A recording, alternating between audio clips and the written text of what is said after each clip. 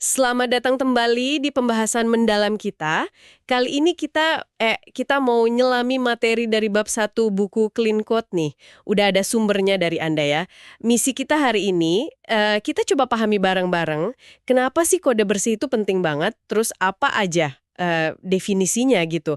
Tapi kita usahain pakai bahasa yang santai, banyak contoh, biar langsung klik gitu. Ada satu hal menarik nih dari bacaan Anda. Katanya kualitas kode itu bisa diukur dari, wah ini unik, dari seberapa sedikit umpatan, ya kayak WTF gitu, yang kedengeran pas lagi code review. Kalau kodenya bagus, mungkin orang cuma, oke, oke. Tapi kalau jelek, wah bisa rame tuh. Nah, yuk kita bedah ini. Iya, betul banget. Intinya tuh kita perlu lihat nulis kode itu bukan cuma ngetik aja ya, tapi ini sebuah keterampilan, kayak craftsmanship gitulah. Perlu latihan, perlu disiplin, kayak yang dibilang di sumber ini, kode itu ya bakal ada terus, nggak bakal hilang. Dia itu jadi fondasi sistem kerja mesin, jadi bahasa buat kita ngomongin kebutuhan secara detail. Jadi ya penting banget buat dikuasai. Oke.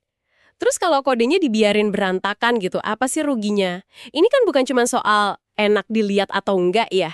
Di bacaan Anda itu malah ada cerita perusahaan yang waduh sampai bangkrut gara-gara kodenya udah terlalu kacau buat diapa-apain lagi. Kebayang nggak sih timnya pasti frustrasi banget, produktivitas anjlok. Mau ngubah dikit aja rasanya kayak masuk labirin kusut nggak ada jalan keluar. Persis. Dan masalahnya, kekacauan itu kayak bola salju ya. Makin lama makin gede. Dikit-dikit nambah, terus numpuk, setiap ada perubahan kecil, jadi lama banget ngerjainnya. Terus rawan muncul bug baru di tempat yang nggak kita duga-duga. Ironisnya, seperti yang disinggung di materi ini juga, manajemen kadang solusinya cuma nambah orang baru, tapi kan mereka perlu waktu ya buat belajar sistem yang udah rumit, plus dikejar target. Jadinya, seringkali malah nambah ruwet. Wah, iya juga ya, kayak lingkaran setan gitu jadinya. Ini menarik nih, sering banget kan ada tekanan deadline yang kencang banget. Gimana programmer bisa nyeimbangin antara harus cepat sama harus jaga kode tetap bersih? Kayak analogi dokter tadi, nggak mungkin kan lewatin cuci tangan cuma biar cepat. Apa ada tips praktis gitu selain ya bersikap profesional? Pertanyaan bagus tuh. Si penulis buku ini, dia nekenin banget kalau sikap profesional itu, justru itu kuncinya. Emang ada tekanan, pasti. Tapi ngebiarin kode jadi kacau itu sebenarnya pilihan programmernya sendiri. Jaga kode tetap bersih itu sebenarnya malah cara paling cepat buat kerja. Tapi ya dalam jangka panjang, ini bukan soal nambah kerjaan sekarang, tapi soal ngejamin proyeknya bisa jalan terus, karir kita juga aman. Analogi dokter itu pas banget. Kalau kita abai sama kebersihan kode demi cepat sesaat, ya sama aja kayak ngelanggar standar profesi, ujung-ujungnya bisa bahaya. Oke, oke. Jadi urgensinya jelas banget ya. Nah, sekarang kita masuk ke dagingnya nih. Kode bersih yang ideal itu kayak gimana sih bentuknya? Materi Anda kan ngutip beberapa nama besar nih. Ada Bjarne Stroustrup yang bikin C++. Dia bilang kode bersih itu elegan, terus efisien. Logikanya lurus, jadi bug itu susah ngumpet. Dan yang penting, fokus. Lakuin satu hal aja, tapi bener-bener bagus. Terus ada Grady Butch. Dia nambahin, kode bersih itu rasanya kayak baca prosa yang ditulis dengan baik. Simple, langsung ke intinya. Nggak muter-muter, nggak nyembunyiin maksud penulisnya gitu. Sementara Michael Feathers, nah ini perspektifnya unik nih. Kode bersih itu kelihatan kayak yang ditulis sama orang yang peduli. Ada perhatian ke detailnya, rapi, teratur, ada jiwanya gitu kerasa. Menarik ya, peduli. Terus ada Dave Thomas, ini lebih praktis kayaknya ya. Dia bilang kode bersih itu harus gampang dibaca sama gampang dikembangin sama programmer lain. Terus kuncinya lagi harus punya tes. Wah, ini tegas nih. Kode tanpa tes otomatis ya bukan kode bersih buat dia. Terus nama variabel, fungsi harus jelas artinya. Dan nah nih, dependensinya minimal. Dependensi minimal itu apa ya maksudnya? Gini deh, bayangin kayak bangun rumah pakai Lego. Kalau satu bagian itu nempelnya atau bergantungnya ke banyak bagian lain yang sebenarnya nggak perlu-perlu amat, nah pas kita mau ubah satu bagian kecil itu, kita jadi harus bongkar banyak bagian lain kan? Kode bersih itu sebisa mungkin tiap bagiannya mandiri. Jadi kalau ada perubahan lebih gampang, lebih aman. Oh ya, Ron Jeffries juga nekenin penting banget nggak ada duplikasi kode. Jangan copy-paste lah intinya. Dan kode itu harus ekspresif. Ekspresif itu gimana tuh maksudnya? Maksudnya kodenya itu kayak bisa ngomong sendiri gitu tentang tujuannya apa. Jadi Anda baca kodenya langsung, oh paham ini mau ngapain baris-baris ini. Nggak perlu nebak-nebak atau buka dokumentasi lagi. Kayak cerita pendek yang alurnya jelas gitu. Terakhir nih, ada Ward Cunningham. Dia bilang, kode bersih itu sesuai sama harapan Anda pas baca. Rasanya pas aja gitu, bahasanya cocok buat masalah yang lagi diselesain. Oke, jadi kalau kita rangkum nih ya, para ahli ini sebenarnya setuju ya. Kode bersih itu bukan cuma soal teknis kayak efisien Stroustrup, tapi juga soal komunikasi yang jelas, Butch, Cunningham. Terus juga soal profesionalisme, kepedulian, Feathers, Thomas. Sama, ya pragmatis lah mikirin jangka panjangnya gimana, Jeffries, Thomas. Tepat, sintesisnya bagus tuh. Dan ini semua ujung-ujungnya ke ide kalau programmer itu sebenarnya penulis. Di bacaan Anda disebutin kan, rasio waktu kita baca kode dibanding nulis kode itu bisa lebih dari, 10:1. Jadi kalau kita invest waktu bikin kode yang gampang dibaca, itu sebenarnya ngirit waktu jauh lebih banyak nanti. Buat kita sendiri, buat teman setim juga. Wah, kesimpulannya kuat banget ya. Kode bersih ini fundamental banget berarti. Bukan cuma hiasan, tapi ya tiang utama buat produktivitas tim, buat suksesnya proyek jangka panjang, bahkan buat integritas kita sebagai profesional. Kuncinya berarti di kesederhanaan, keterbacaan, peduli sama detail, ada tes yang bagus, dan fokus ngerjain satu tugas spesifik buat tiap bagian kode. Betul.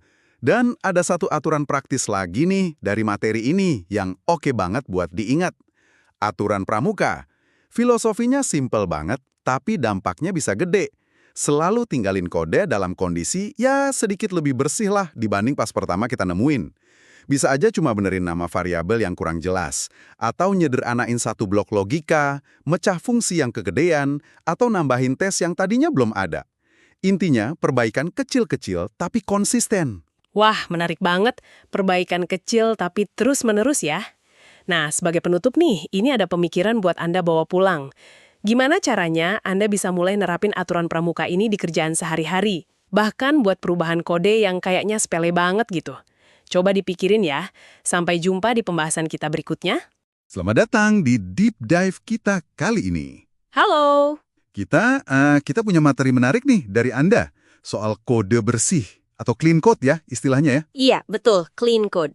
Topik ini kan sering banget ya didengar, tapi apa sih sebetulnya intinya? Kayaknya lebih dari sekedar rapi gitu ya. Jauh lebih dalam. Nah, kita mau gali nih, kenapa ini tuh soal profesionalisme, soal keahlian programmer. Misi kita ya, nangkep aha momennya, kenapa kode bersih itu krusial buat proyek, buat jangka panjang. Siap ya? Siap. Fokusnya memang ke sana. Gimana sikap, terus keahlian kayak code sense itu loh, sama kebiasaan sehari-hari itu jadi fondasi software yang bagus. Jadi bukan cuma nulis kode, tapi jadi kayak pengrajin ya? Bisa dibilang gitu, pengrajin perangkat lunak. Oke.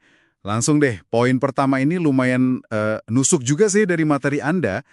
Kalau kode jadi berantakan, itu tanggung jawabnya ada di programmer. Bukan salah jadwal, bukan salah manajer. Ini katanya soal sikap profesional. Nah, itu dia gagasan utamanya. Agak keras ya kedengarannya, tapi ada benernya juga. Iya kan?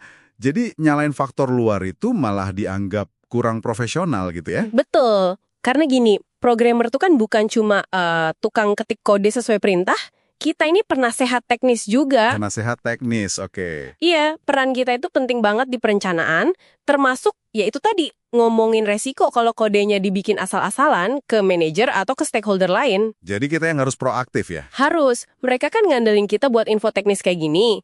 Jadi ya kita punya tanggung jawab buat ngomong, jangan diam aja. Nah, ini ada analogi bagus nih, soal dokter sama cuci tangan. Oh ya, yang itu. Dokter kan nggak mungkin ya skip cuci tangan demi hemat waktu. Resikonya kegedean. Betul, nggak akan. Nah, profesionalisme programmer di sini katanya mirip. Kita harus bela kualitas kode, karena kita yang paling paham dampaknya nanti. Iya, dampak jangka panjangnya itu loh. Jadi kalau ngorbanin kualitas demi kecepatan sesaat itu kayak malpraktek teknis gitu ya? Haha, iya bisa dibilang gitu. Dan lucunya, ini yang ditekankan di sumbernya, bikin kode berantakan, itu nggak bikin kita lebih cepat, sama sekali nggak. Oh iya, malah lambat. Justru sebaliknya, malah bikin lambat. Cara tercepat buat selesaikan kerjaan, katanya ya jaga kode itu tetap bersih. sepanjang waktu. Sepanjang waktu ya, bukan cuma di akhir. Iya, kekacauan kecil hari ini itu numpuk, jadi perlambatan besar besok-besok. Itu kunci efisiensi yang sebenarnya. Masuk akal sih. Nah, terus ini ada poin menarik lagi. Tahu apa itu kode bersih? Itu beda sama bisa nulis kode bersih. Betul sekali. Kayak, kita tahu lukisan bagus, tapi kan belum tentu bisa ngelukis sebagus itu gitu. Persis. Perlu semacam, di sini disebutnya rasa kebersihan kode. Code sense. Code sense? Gimana tuh maksudnya? Intuisi gitu. Bisa dibilang intuisi yang terasa. Ini bukan bawaan lahir ya, tapi hasil dari disiplin, dari pengalaman panjang ngeliatin kode bagus dan jelek. Jadi bukan cuma, wah ini kode jelek gitu. Lebih dari itu. Code sense itu kemampuan buat ngeliat pilihan perbaikan. Ngebayangin gimana ngubah kode yang berantakan banget jadi solusi yang elegan. Tapi, nah ini penting, tanpa ngerusak fungsinya. Wah, itu sih kayak seni ya? Memang ada seninya, keahlian yang perlu diasah terus. Oke. Terus ada statistik yang, lumayan bikin kaget juga sih di materinya. Programmer itu habiskan waktu 10 kali lebih banyak buat baca kode dibanding nulis kode baru. Iya, 10:1. 10:1. Gede banget ya. Ini kan ngubah cara pandang kita soal kerjaan kita ya. Ternyata mayoritas waktu kita bukan ngetik, tapi memahami kode yang udah ada. Betul. Mikir, nelusurin alur, debug. implikasinya apa dong kalau gitu? Ya jelas banget. Kalau Anda mau kerja cepat, mau tim Anda cepat, ya buat kode Anda itu gampang dibaca orang lain. Termasuk diri kita sendiri di masa depan ya. Sering lupa kan kita? Hahaha, iya banget. Termasuk diri kita 6 bulan dari sekarang. Jadi kode yang komunikatif, yang jelas, itu kunci produktivitas. Bukan cuma soal sinteks keren doang. Nah, kalau gitu gimana caranya jaga kejelasan kode ini seiring waktu kan proyek jalan terus, kode nambah terus? Ada satu prinsip sederhana tapi kuat banget yang diangkat di sini. Aturan pramuka. Aturan pramuka, maksudnya? Itu loh prinsipnya, kan? Ya. Tinggalkan tempat perkemahan lebih bersih daripada saat kamu datang. Oh, oke. Diterapin ke kode gitu ya? Tinggalkan code base lebih bersih. Persis. Jadi, setiap kali kita nyentuh code base, mau itu buat benerin bug atau nambah fitur baru, sekalian kita rapihin dikit area sekitar yang kita sentuh itu. Berarti nggak harus perubahan gede-gedean gitu ya? Nggak harus sama sekali. Justru yang kecil-kecil tapi konsisten itu yang penting. Misalnya, ganti nama variabel biar lebih jelas. Atau mecah fungsi yang kepanjangan jadi beberapa fungsi kecil. Oh, kayak ngilangin duplikasi kecil atau nyederhanain if-else yang ruwet gitu. Nah, betul. Hal-hal kayak gitu. Tindakan kecil tapi rutin ini yang mencegah kode jadi busuk atau susah di-maintain. Ini inti profesionalisme dalam praktek sehari-hari. Jadi kalau kita tarik benang merahnya nih ya, profesionalisme dalam programming itu bukan cuma soal yang penting jadi, yang penting selesai. Jauh dari itu. Tapi soal gimana cara kita kerja, kualitas hasilnya, dan komitmen buat ngerawat hasil kerja itu terus-menerus. Tepat. Kode bersih itu ya wujud nyata dari tanggung jawab, keahlian code sense tadi, dan disiplin itu. Keren. Sangat mencerahkan sih deep dive kali ini. Dan ujung-ujungnya ya, ini kembali ke praktek kita masing-masing kan? Iya, betul loh. Nah, sebagai penutup nih, mungkin buat Anda yang dengerin, coba deh pikirin sebentar. Lihat kode yang lagi Anda kerjain sekarang, atau yang baru aja Anda lihat kemarin. Ada nggak satu perubahan kecil aja, sekecil apapun, yang bisa Anda lakuin hari ini juga, buat bikin kode itu sedikit lebih baik? Sedikit lebih bersih dari sebelumnya. Mungkin itu bisa jadi langkah awal yang bagus. Sesuatu untuk direnungkan ya. Oke deh, mantap.